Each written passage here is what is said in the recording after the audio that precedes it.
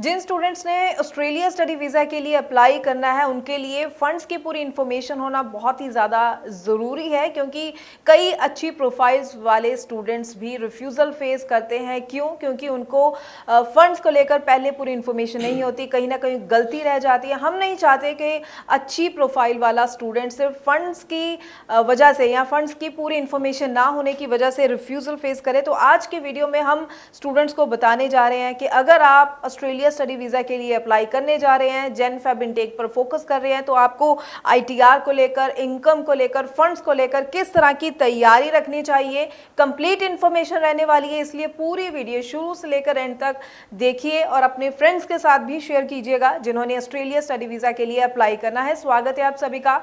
मैं हूं हरजोत कौर और ये पूरी इन्फॉर्मेशन आपके साथ शेयर करेंगे स्टडीज केयर अब्रॉड चंडीगढ़ से Australia study visa expert Manpreet Singh Cheema ji हमारे साथ हैं। स्वागत है मनप्रीत जी, नमस्कार। नमस्कार मैम। मनप्रीत जी, जैसे कि मैंने शुरुआत में ही बात की है, तो मैं ज़रूर चाहूँगी कि आप स्टूडेंट्स को A to Z पूरी इन्फॉर्मेशन दीजिए ताकि कहीं भी कोई गलती स्टूडेंट ना करे।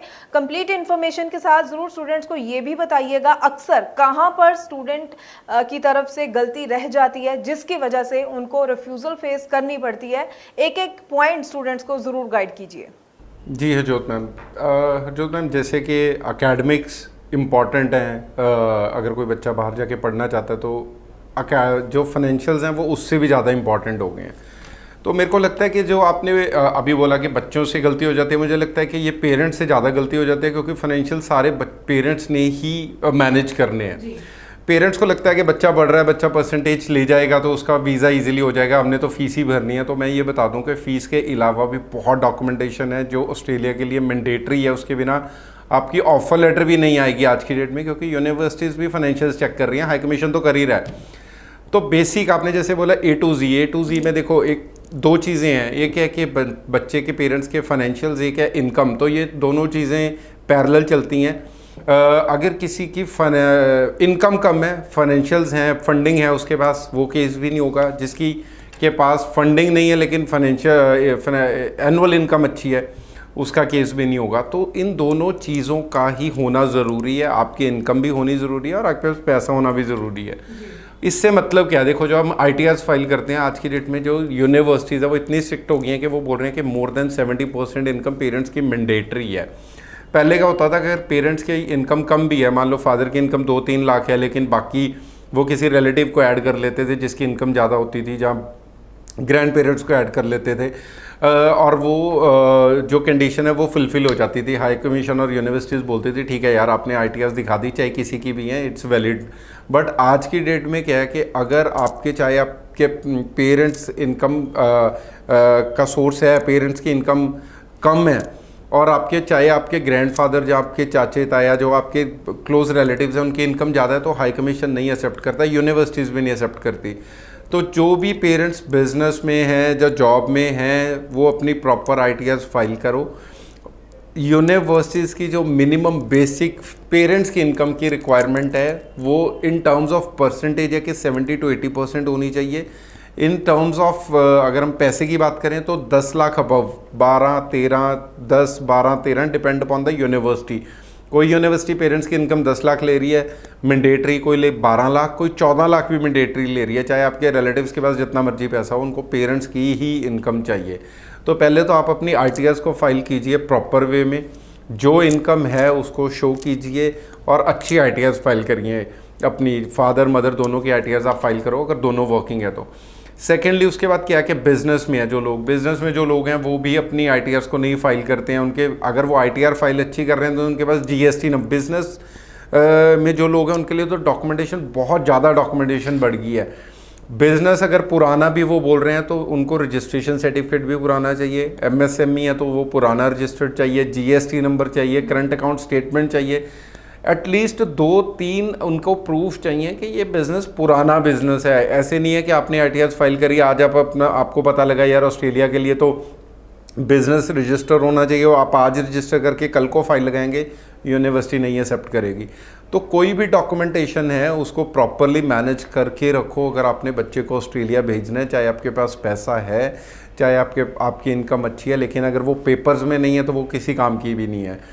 दूसरी चीज़ ये है कि अगर कोई बिज़नेस से रिलेटेड हाँ, तीसरी चीज़ ये है कि कई यूनिवर्सिटीज़ तो फोटोग्राफ्स, कल हमें एक यूनिवर्सिटी की मेल आई है जिसमें उन्होंने बिज़नेस के फ़ोटोग्राफ्स भी मांगे हमसे। एक हमने स्टूडेंट लगाया है जिनका फादर का कार्स का सेल परचेज का बिज़नेस है। उन्होंने बोला कि स्टूडेंट ने बोला कि मेरे फादर का तो यूट्यूब चैनल है, उन्होंने उस यूट्यूब चैनल का लिंक भी लिया है। तो मतलब इतना डीप जा रहे हैं वो आज की डेट में, चेक कर रहे हैं कि जेन्युइन चेक करने के लिए कि बिज़नेस कितना जेन्युइन है। तो अपनी अगर जॉब है तो अपनी आरटीआर फिल कीजिए, अपनी सैलरी स्लिप्स दिखाइए, फॉर्म 16 दिखाइए, बिज़नेस है तो GST number, current account statement और अपना जो रजिस्टर बिज़नेस है उसकी फ़ोटोग्राफ्स, जो भी जितने भी मैक्सिमम प्रूफ आप दे सकते हैं वो दीजिए।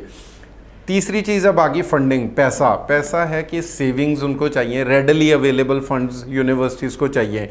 तभी वो ये बोलते हैं कि अगर आपके पास म्यूचुअल फंड्स हैं, एलआईसी पॉलिसीज़ हैं, अगर पोस्ट ऑफिस में पैसा है, कोई भी ऐसा पैसा, आपके जीपी फंड में पैसा है, कोई भी ऐसा पैसा जिसको निकालने में टाइम लगता है, उसको वो पहले ही यूनिवर्सिटीज़ बोल रहे हैं उसको पहले ही विड्रॉ करके सेविंग में डलवाओ, हमें दिखाओ कि वो पैसा सेविंग में आ गया है। बिकॉज हाई कमीशन ये बोलता है कि बच्चे वहाँ पे जाके बोल देते हैं कि सर हम तो नेक्स्ट सेमेस्टर की फ़ीस नहीं दे सकते, हमारे तो फादर ने PF apply, GP fund withdrawal का रिक्वेस्ट डाली हुई है। अब कुछ डिपार्टमेंट्स ऐसे हैं पंजाब गवर्नमेंट या किसी भी और स्टेट में जहाँ पे 3-3 महीने भी लग जाते हैं। तो लॉजिकली आप सोचिए कि बच्चे को फ़ीस आज चाहिए, उसके फादर रिक्वेस्ट डाल रहे हैं, वो 3 महीने बाद निकाल रहे हैं, तो बच्चा फ़ीस कैसे देगा? इसलिए हाई कमीशन बोलता है कि भाई जो भी फंड्स हैं that should be readily available to the student, वो सारे के सारे पैसे को सेविंग में डलवाओ और फिर यूनिवर्सिटीज़ को शो करो।